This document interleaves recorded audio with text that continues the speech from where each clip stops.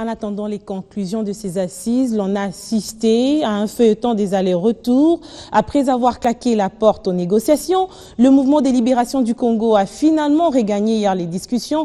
En dépit de certaines divergences, les participants doivent passer à la vitesse de croisière pour aboutir à des résolutions vivement attendues, tant par la communauté nationale qu'internationale.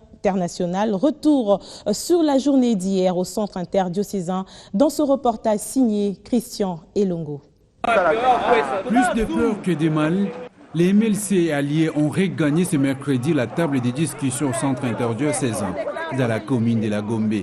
Ce matin, une délégation de la Cinco conduite par son président, Monseigneur Marcel Outembi, archevêque de Kisangani, et celle du Front, conduite par sa coordinatrice, l'honorable Eve Bazaïba Massoudi, secrétaire général du mouvement de libération du Congo.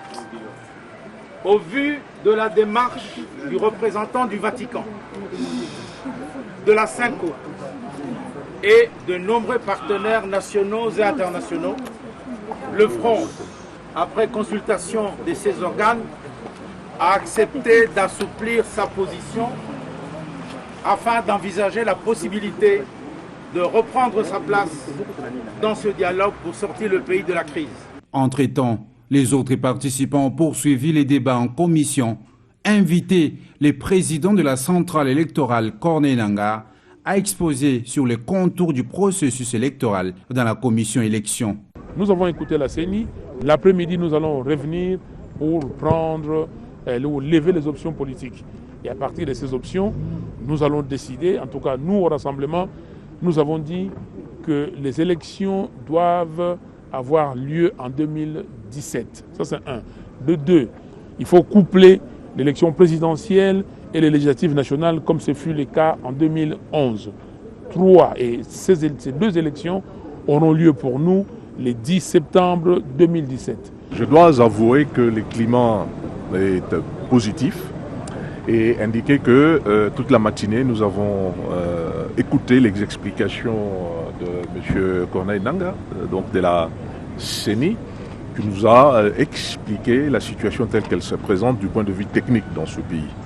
Nous avons surtout également noté qu'à plusieurs reprises, lui-même est revenu là-dessus en indiquant très clairement qu'en réalité, le déterminant, c'est l'option politique que les Congolais seraient prêts à lever et qu'en fonction de cette volonté politique-là, eux, les techniques, quand je dis eux, je parle de M. Nangaa, je parle de la CENI, sont effectivement là pour pouvoir nous donner, nous expliquer les contraintes qu'il va falloir en ce moment-là considérer.